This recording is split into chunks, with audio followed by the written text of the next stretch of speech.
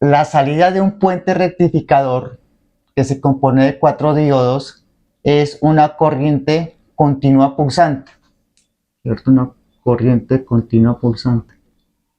En los equipos electrónicos se necesita de una corriente continua, de una corriente constante.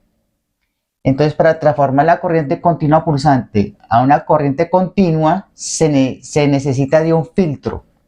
Entonces, para entender el filtro, debemos basarnos en el filtro de choque, que es una fuente alterna a 60 Hz, una bobina, un condensador y una resistencia de carga.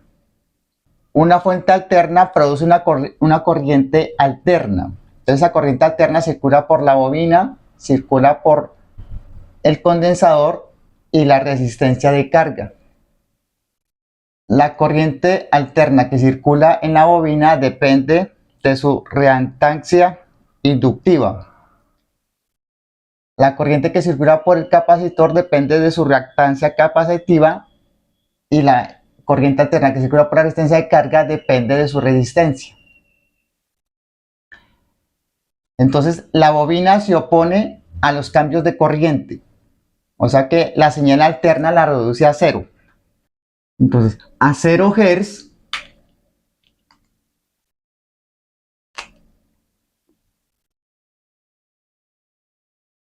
la bobina es un cortocircuito.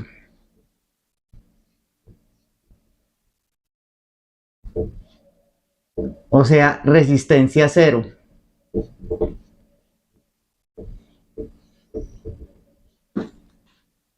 Y a 0 Hz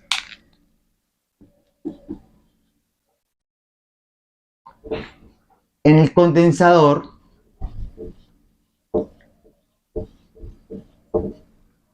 es una resistencia infinita,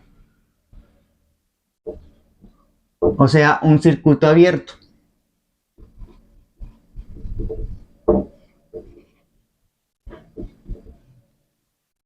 En el diseño, la reactancia capacitiva con respecto a su frecuencia de entrada debe ser mucho menor a la resistencia de carga. Y la reactancia inductiva debe ser mucho mayor que la reactancia capacitiva. El problema de este tipo de filtro es cómo se desempeña con una frecuencia de 60 Hz, es su tamaño y costo. Por su tamaño, deben de utilizar unas bobinas muy grandes en la cual hay resistencias en sus arrollamientos y hay pérdida de potencia. O sea, no sería recomendable. Aquí la solución son las fuentes conmutadas que tienen una frecuencia mayor o igual a 20 kHz. Entonces, en una fuente conmutada mayor o igual a 20 kHz deben de utilizar unas inductancias pequeñas. Entonces, para concluir, el filtro elimina la componente alterna y la componente continua la traspasa en su totalidad a la resistencia de carga. En este planteamiento, la reactancia capacitiva está en ohmios, entonces vamos a pasarla a kiloohmios. Entonces sería 25 dividido 1000. Entonces corresponde a 0.025 kiloohmios. Entonces, el voltaje de salida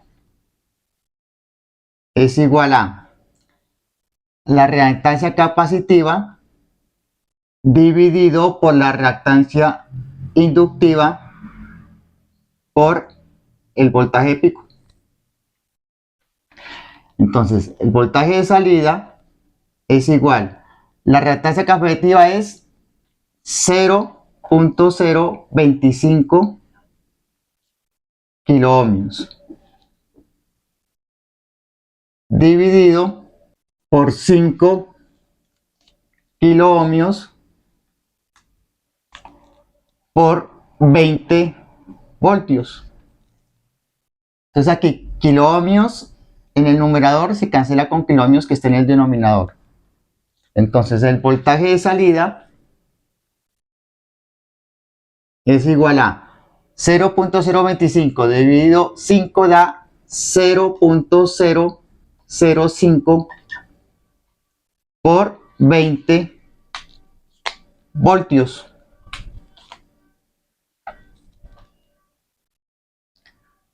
O sea, el voltaje de salida es igual a 0.1 voltios. Y esta es la respuesta. Es decir, el rizado pico a pico del condensador es 0.0 voltios.